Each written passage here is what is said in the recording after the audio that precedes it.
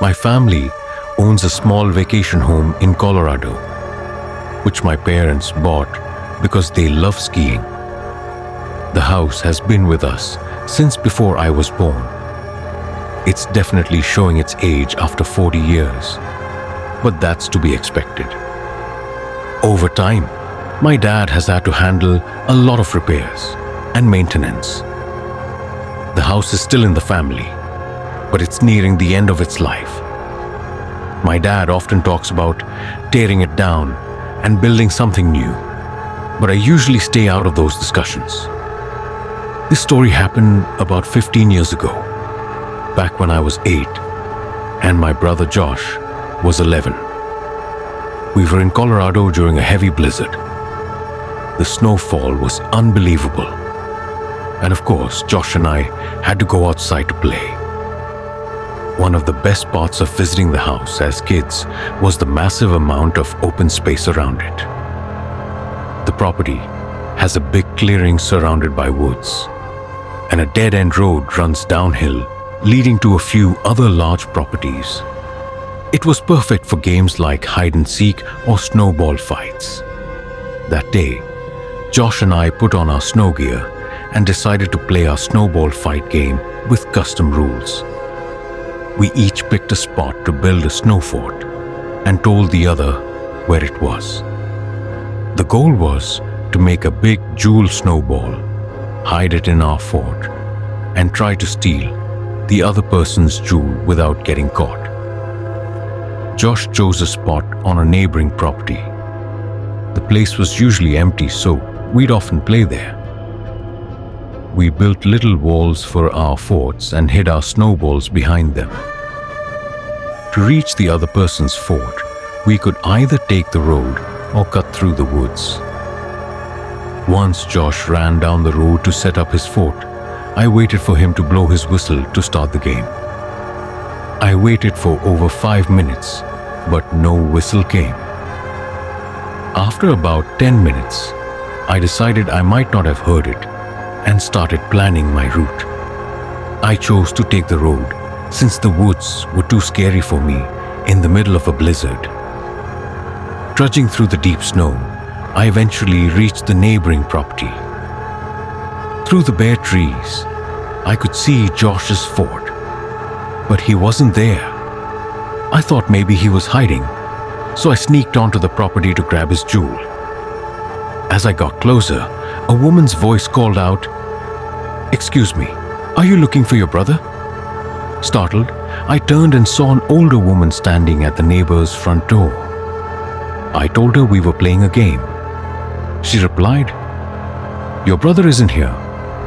I was confused but started walking toward her. As I got closer, I noticed someone watching me from an upstairs window. For a moment, I thought it was Josh. The person's face was partially covered by a black beanie, with the bottom half hidden under the window. I also noticed footprints in the snow leading to the front door. They looked like Josh's, but turned back toward the woods. The woman gave me a strange smile and waved me over, saying I should come inside to get out of the cold. Something about her made my heart race. I froze and yelled, "Josh!" But there was no answer. The woman stopped smiling, and I heard heavy footsteps from inside the house, coming down the stairs.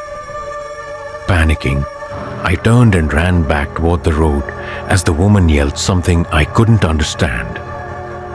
When I looked back, the face at the window was gone. Running as fast as I could, I followed my earlier footprints in the snow. I soon heard my dad's familiar whistle from up the hill, signaling it was time to come home. When I reached our driveway, my dad and Josh were already there. Josh had just told my dad that someone in the neighbor's house had tried to get him to come inside. I told them the same thing had happened to me. My dad grabbed a weapon and went down to check while Josh and I stayed in the house with our mom. When Dad came back, he said the front door was locked and no one answered. He then went to a nearby neighbor who knew the owners of the house and called them. To this day, I still don't know who was in that house or what their intentions were. This part still gives me chills every time my dad talks about what he was told. The owners of that house weren't around that weekend. No one was supposed to be in the house. The cops were called, and my brother and I had to speak with one of the officers on site to describe the woman. After that, we were no longer involved. My dad said that the back door was unlocked and the house was checked, but nothing unusual was found. Because of that, my parents took any extra valuable items with them, fearing a break-in while we were away. After that day, we avoided playing on that property, mainly because of how creepy the whole experience felt. Thank goodness we didn't go inside that house. I've been skiing as long as I can remember. My parents used to ski competitively, and that's actually how they met, so they made sure my siblings and I learned to ski as early as possible. Fast forward to about 20 years later, and here I am now. This story took place a few winters ago when I was 21 years old, a senior in college. Everyone knows the best skiing in the Northeast is in Vermont. It was supposed to be just like any other trip. It was me, Jaden, Rylan, and Amir. I don't exactly remember what mountain we were skiing at that time, since Jaden had booked the trip and Rylan was driving. What I do remember is that it was huge, with about 7 ski lifts covering all the different peaks. If I had to guess, it was probably Killington. We skied for almost 2 full days, and I'm sure there were still trails we missed. That's how big it was. It was the second day. After skiing the day before, we had a good sense of which trails we liked. So this day was mainly about challenging ourselves and pushing our limits, as we always did. And yes, we did have a few fireball shooters to make things more fun. We were having an amazing time. The double black diamond slopes never got boring, and racing down each trail felt like its own little game. We had about an hour left before the lifts closed. We were all tired, but we knew that as soon as we hit the road to head home, we'd immediately miss the mountain. We were talking about how we'd wrap up the trip at the top of the lift when 2 girls without helmets skied over to us. Now, this might sound a little strange, but I wouldn't be doing this story justice if I didn't mention this detail. The girls, one brunette and one blonde, were absolutely stunning. And I don't say that in a weird way. They were just 2 of the most beautiful women I had ever seen in person. It was almost shocking. They introduced themselves as Taylor and Devin, and we started making small talk. They told us they were bored because the mountain was filled with older people, which made sense since I had mentioned the same thing the day before. So, it made sense they approached us, a group of young guys who seemed to be around their age. Devin seemed like an experienced skier, asking Amir all these technical questions about his skis. Amir and Rylan actually owned their own expensive skis, unlike Jaden and I, who always rented, which impressed the girls. Taylor commented on our shooters, and we jokingly told them that the alcohol helped us ski better or something silly like that, which they found amusing. To our surprise, Devin pulled out a bottle that wasn't labeled and teased us, saying we were wimps for sticking with Fireball. The 4 of us took a sip from their bottle, and I could tell it pushed Rylan a bit too far. He tends to drink more than he can handle, so it wasn't all that surprising. I made a mental note not to drink too much though, because something about the situation felt off. I still couldn't believe that these two girls would be interested in hanging out with a bunch of kids like us. Especially since we were all wearing helmets and our faces weren't really visible. Things were going well though. Amir was being his usual, overly flirtatious self, and Taylor seemed to be into it. So, I didn't mind. I figured we would spend the rest of our time on the slopes with them, which I didn't have an issue with. Maybe they knew of something fun to do after the slopes closed. Then, Devin asked if we had skied down a trail called Devil's Forest, a name I didn't recognize. Our friend Chase would have known the trail map by heart, but he wasn't with us. We told them we hadn't been there, and they explained that it was a glade trail that was a little hidden and not often open. For those who don't know, glades are trails that run through trees, so you're skiing through a forest. We actually loved skiing through glades, so the name Devil's Forest caught our attention. We told them we were up for it, and they motioned for us to follow them. We reached a point on the mountain where we had to take our skis off because we had to walk uphill for a bit. I could tell we were in a more secluded part of the mountain, as the snow was fresh and no one else was around. But the thought of an adventure was exciting, so I didn't think much of it. Drunk and curious, we took off our skis and followed the girls up the mountain. Amir and Rylan rushed ahead, probably to flirt more with them, while Jaden and I hung back a bit to give them space. As we walked, I noticed Jaden seemed a little uneasy, so I asked him what was bothering him. I like to think of Jaden and me as the more level-headed ones in the group. Amir was unpredictable and impulsive, and Rylan would follow a girl off a cliff if she asked him. Jaden told me it seemed strange that this supposed trail was inaccessible from a ski lift, which I agreed with. I'd never had to walk uphill to reach a trail before. We decided to stay alert. What harm could two girls do to four big guys, right? They led us into the forest, and the terrain began to level out. Jaden and I caught up with the group, and it was clear that Rylan and Amir were making good progress. Rylan had his arm around Devin, who was smiling and laughing. They pointed ahead, where the trail suddenly sloped downhill. I sighed, knowing this was another time we could have used Chase's help. He would have known exactly where we were and where this trail led. Jaden was still skeptical and asked the girls if they were sure this was a real trail. They said yes, and assured us it would take us right back to the lifts.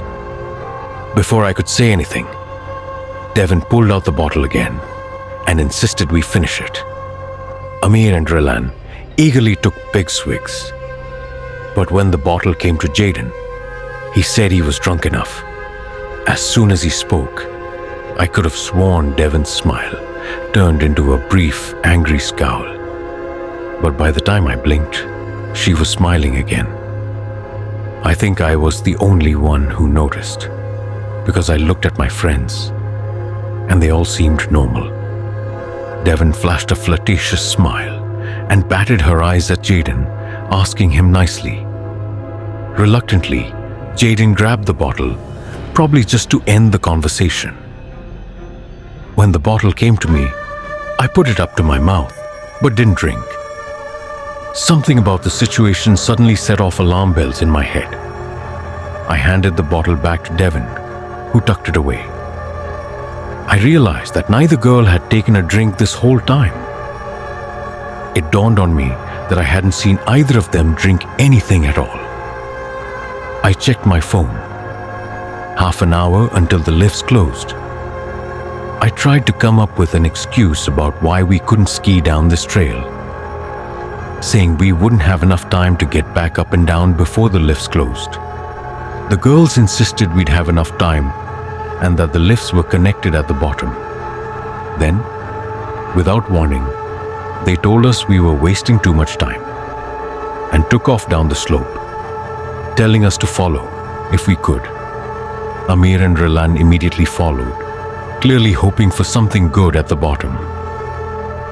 Jaden and I didn't want to, but we figured we didn't have much choice, so we followed them. I let Jaden take the lead, since this was still a tough-looking slope, and skiing through a forest was no joke.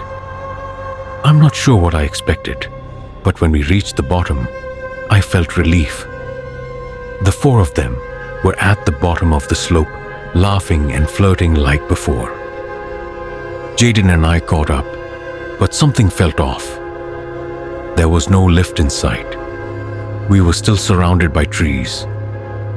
I asked the girls where the lift was, and they told me not to worry. It was close by. Then they said they'd take us there in a few minutes. I relaxed a bit, thinking I had been worrying over nothing. As I rubbed my eyes, I heard a distinct thump in the snow. I opened my eyes to see Rylan, who had collapsed on his back in the snow. The girls laughed, calling him a lightweight, but I could tell this was more serious. Before I could react, Amir slumped over too. I started freaking out and rushed over to them, taking off my skis. I was relieved to see they were still breathing, but I was terrified. Jaden stepped toward the girls, asking what was going on. They seemed genuinely surprised, saying they had no idea what was wrong. Jaden took another step forward, and then he collapsed too. I stood there in shock, trying to understand what was happening. I couldn't believe this was actually happening. My head started spinning, and I was sure I'd be next. The girls stopped pretending by now and stared at me like they were waiting for me to pass out. I felt myself getting dizzy, so I sat down in the snow. Even though I wanted to stay on my feet, I demanded to know what they had given us. They didn't respond or even move. I shouted at them over and over, but they didn't react. I wanted to get up, but I couldn't stand. I didn't pass out though. I kept my eyes wide open the whole time. Eventually, Taylor turned to Devin and mentioned something like, "He must not have drunk enough." Devin looked more annoyed than anything. She cursed and then told Taylor they needed to leave. I was still frozen in place. After unstrapping their skis, I watched them take Amir and Rylan's skis and march off into the woods. I knew I had to do something, but my body still felt numb. I couldn't just let them take my friend's skis. I figured they wouldn't move very quickly, carrying 2 sets of skis each, especially through the snow. A few more minutes passed, and I started to regain control over my body. I stumbled after their tracks in the snow, but it was crazy how far ahead they had gotten, even with the extra weight. After a bit, I turned to bend and saw them in the distance, way ahead of me. I figured as long as I kept them in sight, I'd be able to catch up. I followed for a few minutes, and that's when things got crazy. The forest opened up to a clearing, and I saw that it led to a road. We must have been on the opposite side of the ski mountain, which made sense looking back. That's when I noticed a van parked in the distance. I stopped at the edge of the woods. The side of the van slid open, and 4 big guys stepped out to intercept the girls. The girls waved them to get back in the van, and one of the guys pointed directly at me. That's when I realized I was in way over my head, and I felt like an idiot for leaving my unconscious friends in the woods. The guys inside the van seemed to be debating whether they should chase me or not, and I wasn't about to stick around to find out. I quickly turned and started wobbling back the way I came, knowing I could follow my tracks in the snow to find my friends. I found them, still passed out, I figured Jaden had had the least to drink, so I tried waking him first. After a couple handfuls of snow to the face, he was awake enough to talk. I explained what had happened, still in shock. We tried waking Amir and Rylan, but no luck. Jaden and I figured we didn't have many options, so we just hoped those guys wouldn't come after us. But they never did. I might not even be telling this story if they had. We waited for about an hour for our friends to wake up, and when they finally did, we filled them in on everything. We had a ton of questions. Who were those girls? Who were the guys with them? What were they planning to do to us? It was chilling to think about what could have happened if I hadn't been quick enough to pretend to drink. The best case scenario was that we would have just woken up with our stuff stolen. But even that would have been awful. Something tells me no one would go to those lengths just to rob a few college-looking kids. Plus, who really carries valuables when skiing? I guess Amir and Ralan's expensive skis were worth stealing, but it still seemed extreme. And how would they even have known we had expensive skis and not rented ones? Nothing added up. Finding the car was a nightmare. Reporting it to the police was a nightmare. The drive home was a nightmare. The mountain staff swore they'd track those people down, but we had to hit the road and couldn't confirm anything. The police took it more seriously and promised to update us if anything came up. I think the story even made the local news, but it's been years now, and they never found anything. To this day, we still don't know what kind of drug they used on us. Nothing online described anything that worked so fast with such a small amount. Our best guess is that it was some mix of drugs, which makes sense since everyone felt kind of dizzy after waking up. Those girls and whoever else was behind it was seriously messed up. I can only hope it was just a complicated robbery and not something worse. This might sound a bit odd, but stick with me. Every winter, my friends Kyle, Ricky, and I have this tradition of walking out onto a frozen lake a few towns over. It's not some big event or anything, just something we do for fun. There's something about the atmosphere of being out there on the ice, surrounded by quiet stillness, that feels almost otherworldly. It's one of those simple things we've always enjoyed. Call us strange, but we never get tired of the peace it brings. If you've ever been alone in nature with just the sound of snowflakes falling, you know what I mean. It feels like you've got a piece of nature all to yourself. The photos always turn out great too, which is a bonus for a couple of edgy guys like us. This happened this past winter. It's April now as I'm writing this, so about 4 months ago. I know what you're probably thinking, but don't worry. None of us fell through the ice. That night, it was snowing heavily, which was the main reason we decided to go. It had been below freezing for a couple of weeks, so we were pretty confident the lake was frozen solid. Personally, I prefer winter over summer. I bet my friends would agree too. There are countless reasons why, but one of the biggest is the snowfall itself. First off, it's just beautiful. What I love most about it, though, is that you'll never find yourself in complete darkness.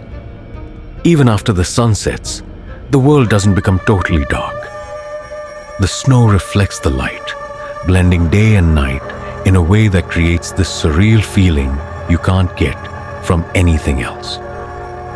The moon was almost full that night, so that sense was even stronger. Kyle was driving. He had a pickup that handled well in the snow, so we let him drive, even though Ricky usually drove us around. The lake was surrounded by a small forest, so we couldn't drive right up to the water. It wasn't really a forest though, more like a bunch of scattered trees, enough to stop a car from getting through.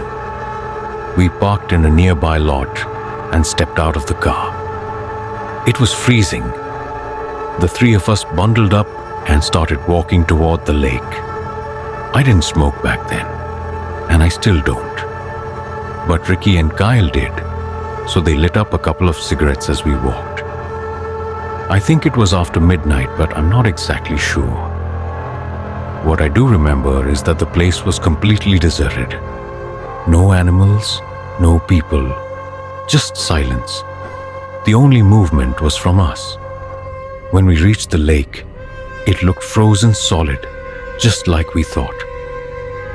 We were joking about something when Kyle picked up a small rock and tossed it onto the ice to test how strong it was.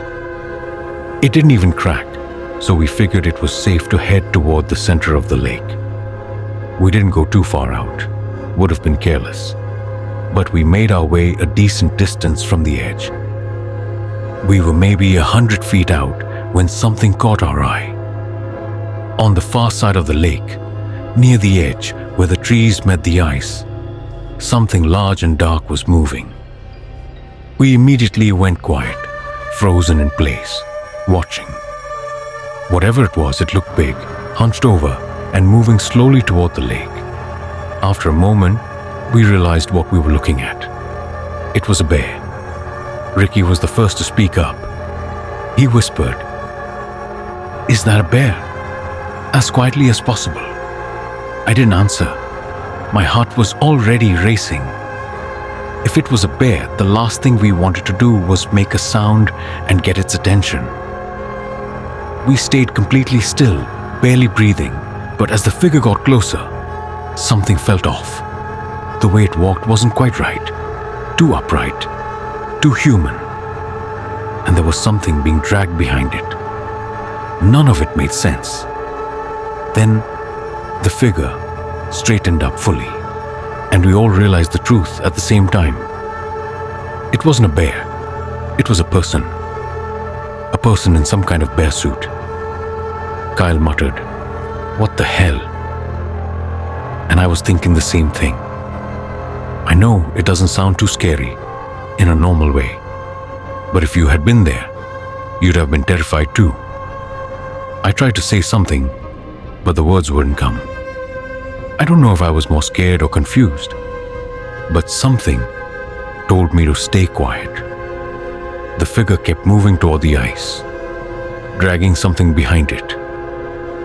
At first, it was hard to tell what it was. The snow blurred everything, but as it got closer, we saw it was holding a rope attached to whatever it was dragging. A few moments later, we could make it out more clearly. It was a small black bag. It looked like a garbage bag if they even make them that small. Either way, it was creepy. We stood there, not knowing what to do. My mind was screaming at me to run, but I couldn't move.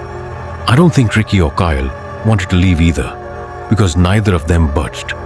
I probably wouldn't have left right then, even if I wasn't so scared. I had to know what that person was up to. Then, as if the situation couldn't get any stranger, the guy unzipped the bear suit and stepped out of it. Seeing him as a person didn't make things any better. He wasn't big or intimidating, but there was something off about him. We watched as he crouched down, probably to pick up a rock. Though it was hard to tell from that distance, that's when the strange sound started. He knelt down, holding what looked like a rock, and started slamming it repeatedly into the ice. It might have been all in my head, but I swear I could feel the vibrations in the ice, even from that far away. It seemed like he was trying to break through, probably to get rid of whatever was in that bag. Ricky tapped my shoulder, and I turned to see him and Kyle heading back towards solid ground.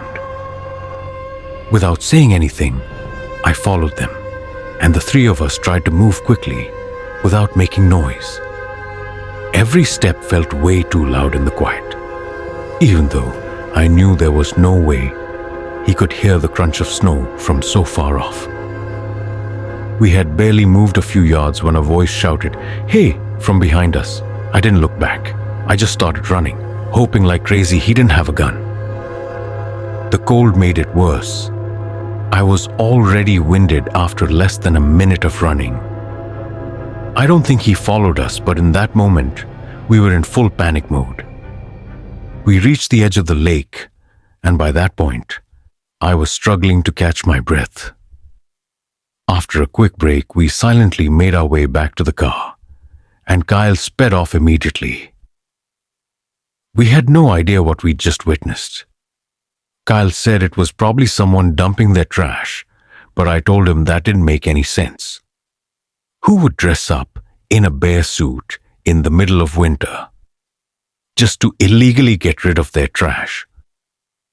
Ricky thought it was definitely someone dumping a body, but I pointed out that the bag was way too small for that.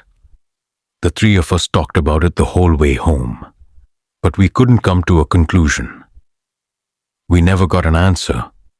The reason this is on my mind now is that the other day, my mom was watching TV, and an old missing persons report popped up on the screen. It was about a child from around our area, and the timeline of his disappearance matched up pretty closely with what we saw that night on the lake. I'm not jumping to conclusions. I know it's a long shot and probably just a strange coincidence, but I can't help but wonder if there's some connection between the two. By the time you're hearing this, we've probably reported our sighting to the police.